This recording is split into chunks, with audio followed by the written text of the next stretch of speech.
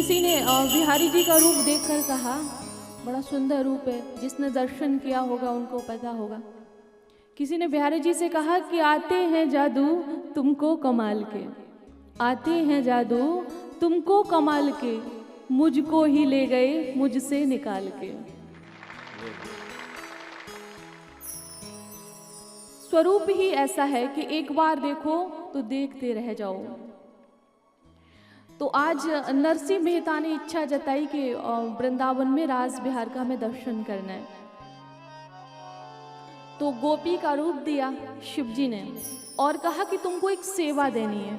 क्या देनी है? बोले मसाल की सेवा देनी है। मसाल तो आप लोग जानते ही होंगे, जैसे अभी हम लोग प्रकाश लेते लाइट से लेते हैं ना, तो लाइट्स का प्रकाश मतलब ये बिजली आदि का प्रकाश वृंदावन में जब रास विहार में ये सब नहीं था। मसाल जलाते थे, जैसे आपने पुरानी मूवीज़ वगैरह में देखा होगा कि एक लकड़ी सी होती है, उसमें एक जल रहा होता है, ऐसे दिखाते हैं। कुछ समझ में आ रहा थोड़ा बहुत?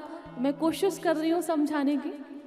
तो वही मसाल आज भी हमारे वृंदावन में उस परंपरा का निर्वाह किया जाता है। तटीय आश्रम में वहाँ लाइट का प्रकाश नहीं लेते, मसाल ही जलती है आज भी। अगर आप जाएंगे दर्शन करेंगे, हरिदास प्रभु ने वहाँ पे तप किया था, जिन्होंने बिहारी जी को प्रकट किया है। तो आप जब जाएंगे तो आपको ये सब दर्शन करने को मिलेगा।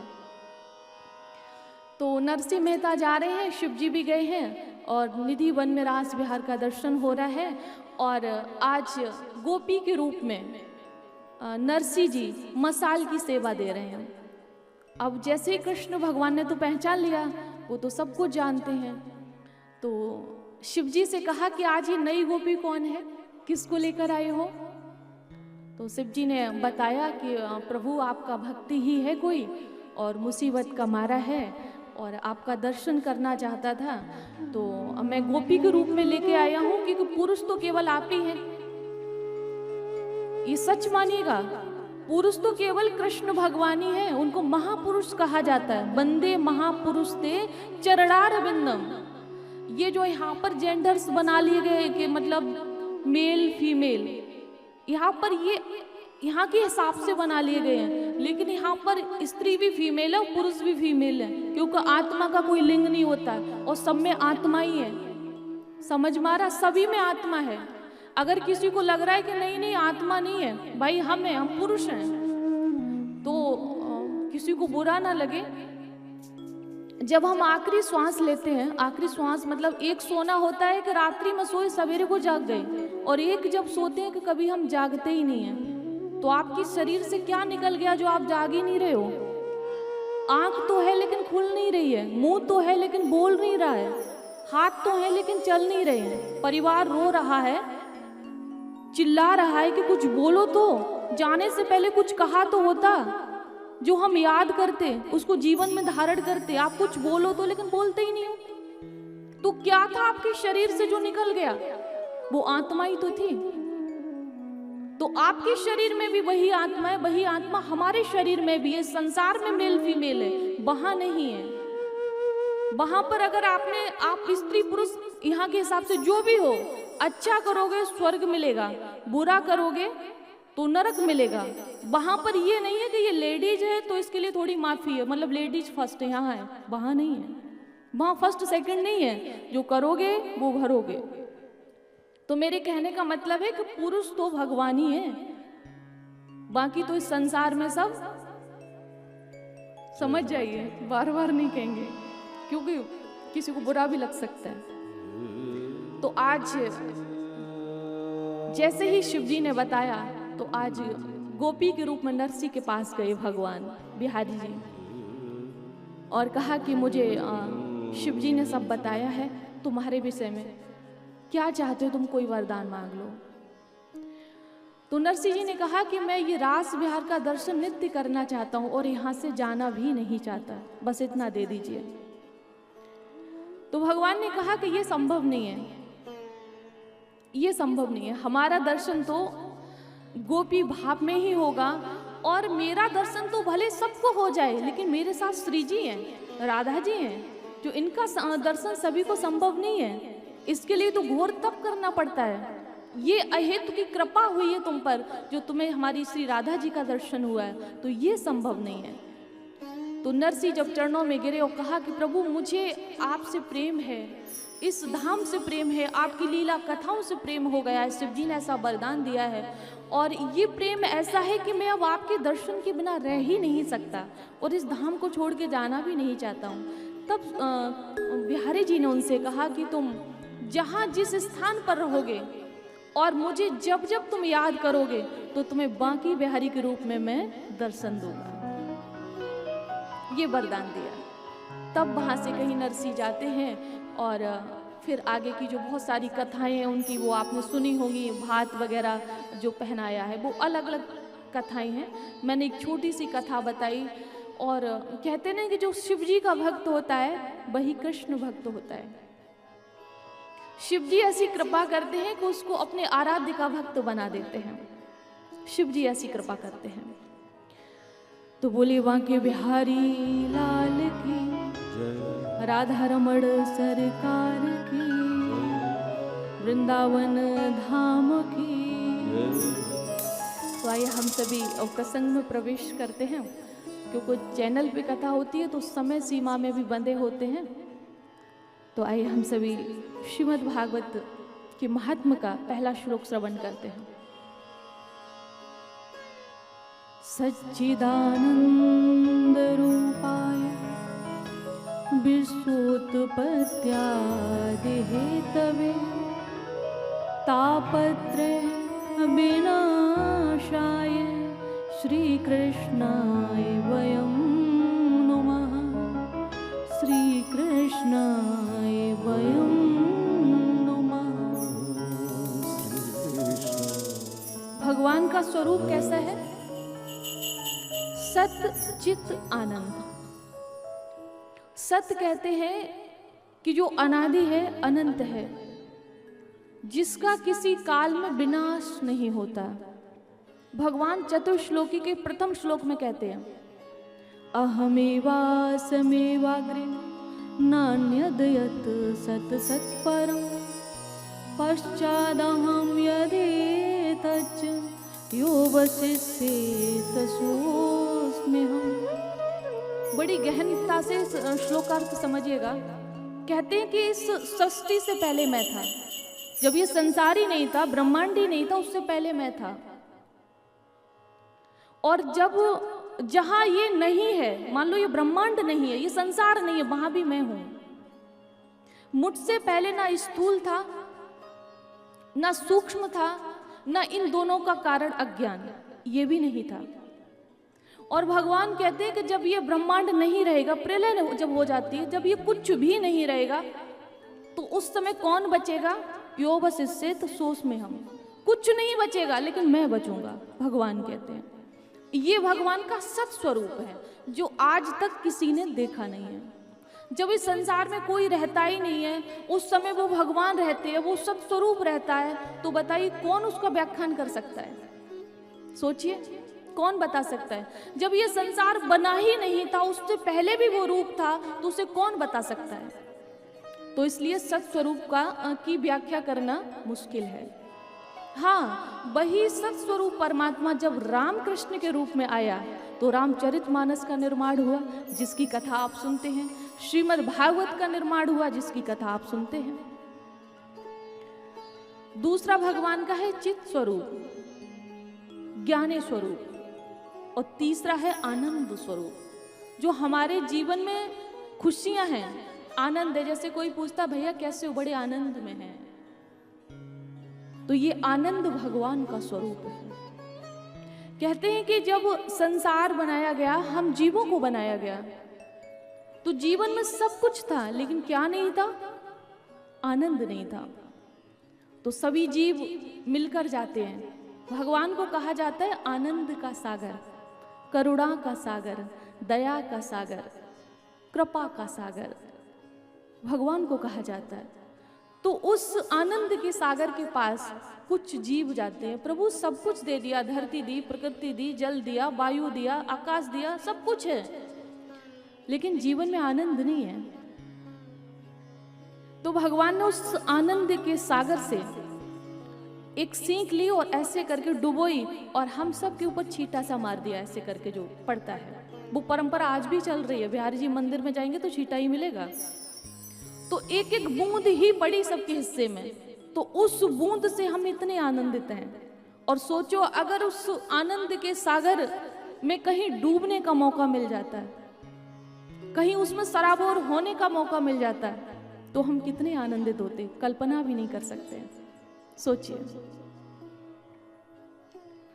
तो भगवान कौन है? आनंद के सागर। भगवान का स्वरूप क्या है? सतचित आनंद, जो जगत की उत्पत्ति, पालन तथा संहार के हेतु हैं।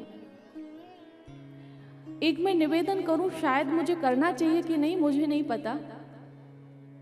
अभी कुंभ में भी ऐसा हुआ है और होता ही है। देखिए,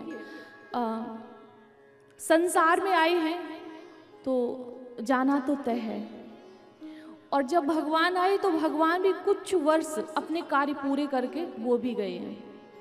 चाहे वो राम जी हो चाहे कृष्ण जी हो, उनको भी जाना हुआ। शायद ये नियम है, ये परंपरा है, ये रूल है, और मुझे लगता है कि ये जरूरी भी है।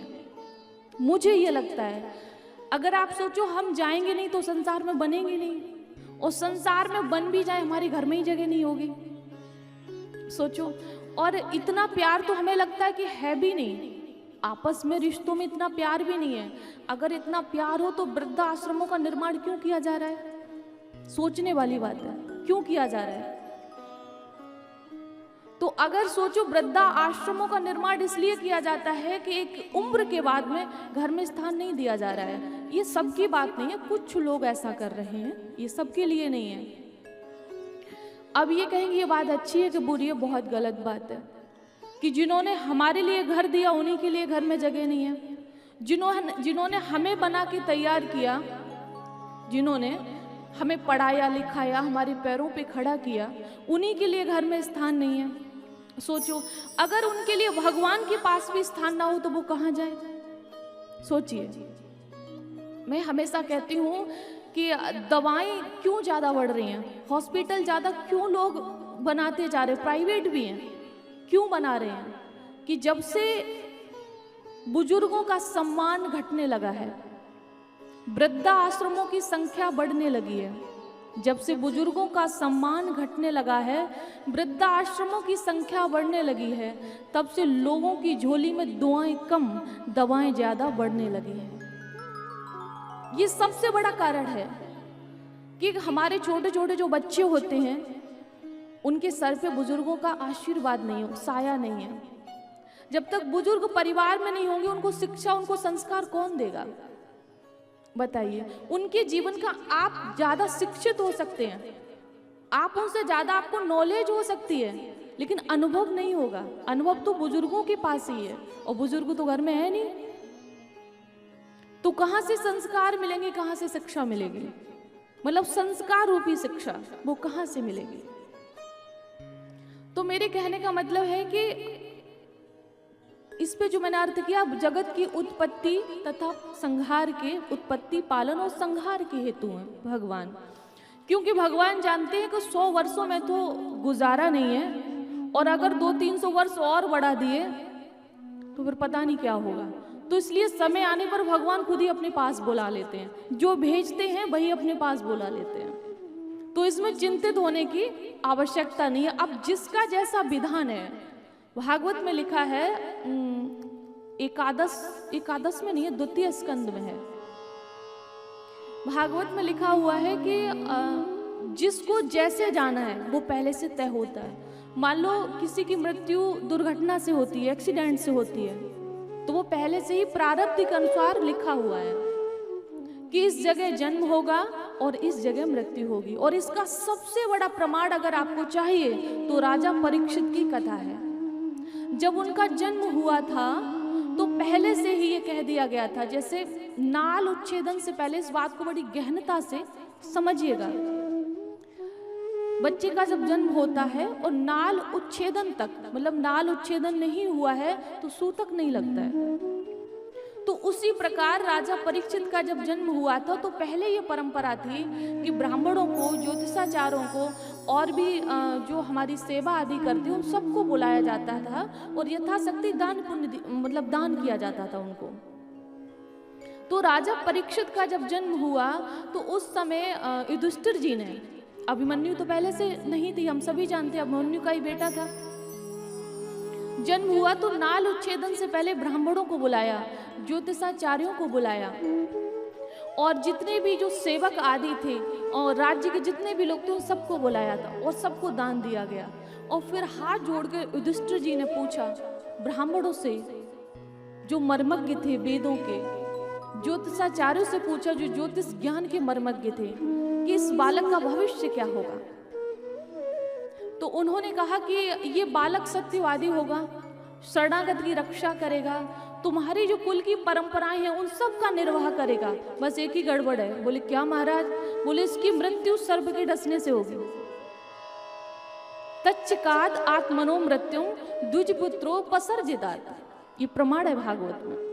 जब ये सुना तो घबरा गए, बोले महाराज सुना है कि सर्प के डसने से जिसकी मृत्यु होती है वो अधोगति को प्राप्त होता है, ऐसा सुना है।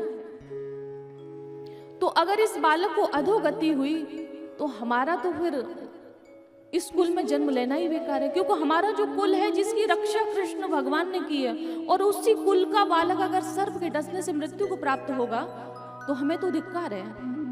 तब उन्होंने कहा कि चिंता मत करो, समय आने पर व्यास भगवान के पुत्र श्री सुखदेव जी इसको कथा सुनाएंगे और कथा सुन के ये परम धाम जाएगा। कुछ समझ में आया? इसका अर्थ है कि सब कुछ पहले से तय होता है। राजा परीक्षित ने अपने पूरे जीवन में कहीं कोई शस्त्र नहीं उठाया, किसी को मारा नहीं, जो उनके कुल की परंपराएं थी वही किया।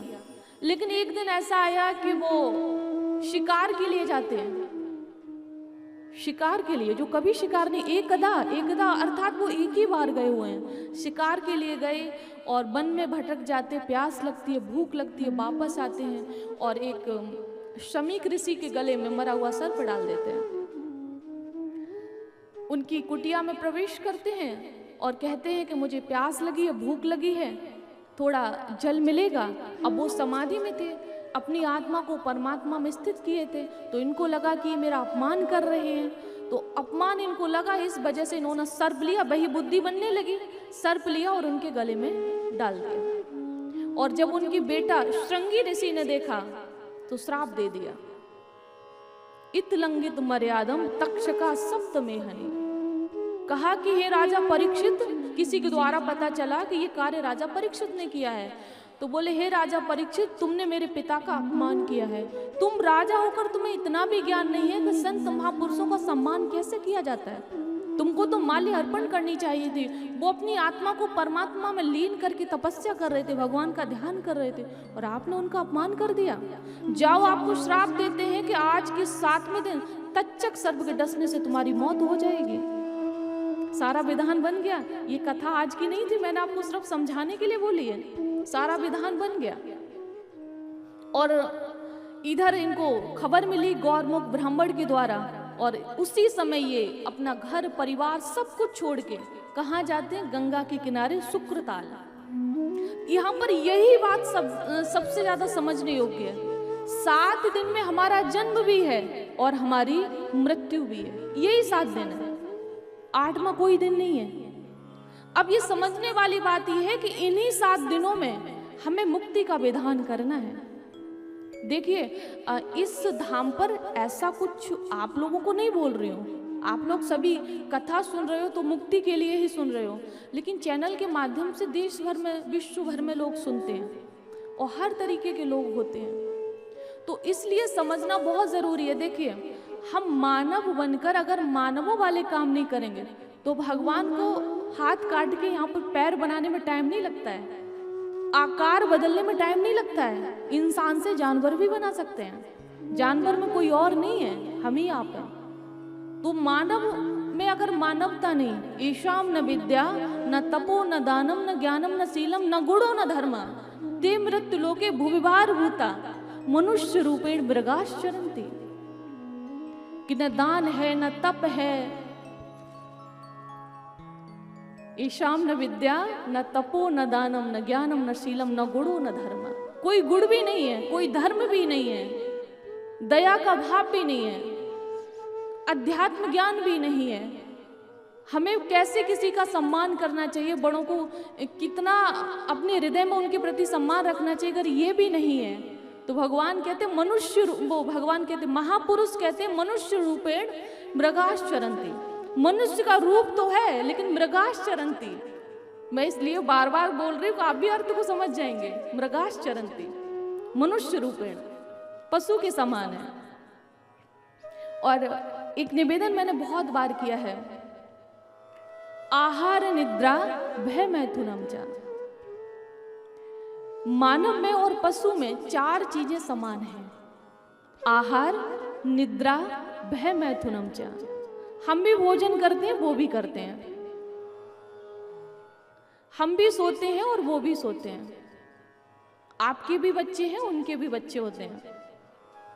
आपको भी भय लगता है, उनको भी भय लगता है। आप अगर ड्राइविंग करके जा रहे होंगे, सामने से कोई जानवर आ जाएगा तो वो भी डर के भागने की कोशिश करेगा, अर्थात उसको भय लगता है। आप उसको डंडा दिखाएंगे तो वो पीछे भागने की कोशिश करेगा, अर्थात उसको डर लगता है। तो ये 4 चीजें पशुओं में और मानवों में तो समान हुई, आहार निद्रा भय मैथुनम च। फिर हम मानव कैसे हुए? आकार से किसी को थोड़ी ना कह सकते हो कि हम मानव हैं, गुणों से। अगर गुण मानवों वाले हैं, बस एक गुण कौन सा है? धर्म। धर्म मानव कर सकता है, पशु नहीं कर सकते। और धर्मेण हीना पशु भी समाना, महापुरुष बार बार कहते हैं, धर्मेण हीना पशु भी समाना। अगर हम धर्म से हीन हैं तो पशु के समान है। धर्म के 10 लक्षण हैं। सबसे पहला है धृति। धृति कहते हैं धैर्य को। अगर आपके जीवन में धैर्य है तो आप समझ लीजिए आप धर्म के मार्ग में हैं। अगर आपकी इंद्रियों में संयम है, आप अपने आप को बस में कर पा रहे हैं, कोई गाली दे रहा है ना, तब भी आप चुपचाप वहां से निकल पा रहे हैं, तो आप समझ जाइए कि आप धर्म में स्थित हैं। तो आप समझ जाइए, आपको गुस्सा नहीं आ रहा है तो आप समझ जाइए कि आप धर्म में स्थित हैं। अगर आपको भगवान से प्रेम है, आपके जीवन में तप है, त्याग है, तपस्या है, तो आप धर्म में स्थित हैं। आप समझ जाइए, क्योंकि हमें पता कैसे लगे कि हम धर्म में स्थित हैं? ऐसे पता चलता है। बोली वृंदावन बिहारी लाल की। तो भगवान का स्वरूप कैसा है? सत्य चित आनंद, जो विश्व की उत्पत्ति, पालन तथा संहार के हेतु हैं, जिनकी शरण को ग्रहण करके हमारे तीनों प्रकार के ताप नष्ट हो जाते हैं। ऐसे राधा कृष्ण भगवान को हम सब प्रणाम करते हैं। देखो भैया, मैं अभी से बता दे रही हूँ, मैं तो कथा में खो जाती हूँ, टाइम अपना देख लेना, मुझे कुछ नहीं पता है, ये मैंने पहले से कह दिया। तो सौनकादि ऋषि नैमिषारण्य की पावन धरा पर विराजमान होकर सूत जी महाराज से कुछ जिज्ञासाएं प्रकट करते हैं। जिज्ञासा हम कब करते हैं? जैसे पानी कब पीते? जब हमें प्यास होती है। तो जिज्ञासा हम कब प्रकट करते? जब हमें कुछ जानने की प्यास होती है। कहते हैं कि अज्ञान ध्वांत विध्वंस कोटि सूर्य समप्रभा सूतख्याय कथासारम मम कर्ण रसायनम। कहते महाराज ऐसी कथा सुननी है जो कृष्ण की प्राप्ति भी करा दे।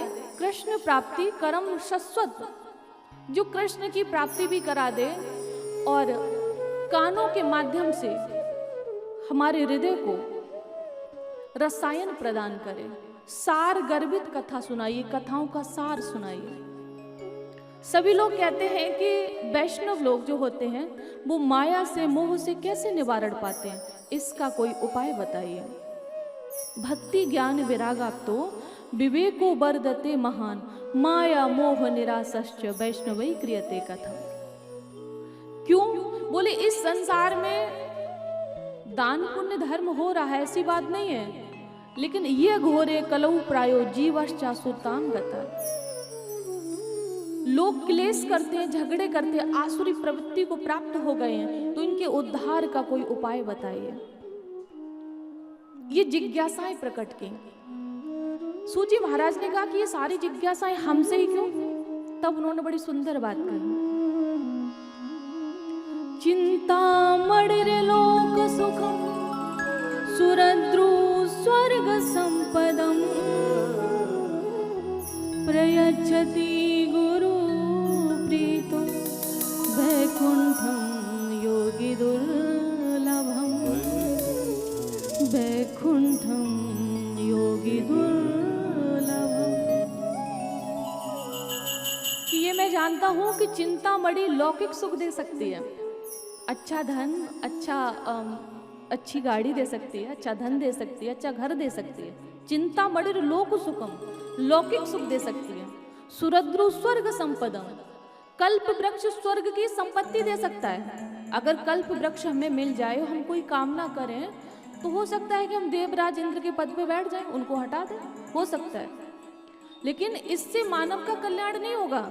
मानव का कल्याण होगा कि जब हम इस धराधाम से, इस भव सागर से हमेशा हमेशा के लिए पार हो जाएंगे। और उसके लिए क्या चाहिए? बोले गुरु कृपा केवलम मोक्ष मूलम गुरुर कृपा। तो गुरु की कृपा चाहिए। तो इसलिए मैं आपसे निवेदन कर रहा हूं कि प्रेच्छति गुरु प्रीतो वैकुंठम योगी दुर्लभम। जो बड़े बड़े योगियों के लिए दुर्लभ है, वो वैकुंठ भगवान का दर्शन, वो वैकुंठ धाम आपकी कृपा से प्राप्त हो सकता है। इसलिए ये निवेदन, ये जिज्ञासाएं आपसे मैंने की हैं। और जब जिज्ञासा से भरे प्रश्नों को सुना तो सूत जी महाराज प्रसन्न हो गए। बोले कि तुमको ऐसी कथा सुनाऊंगा जिसकी मानव को आवश्यकता है, जिस भय से मानव पीड़ित है उससे उसका उद्धार होगा, मुक्ति होगी। भय क्या है?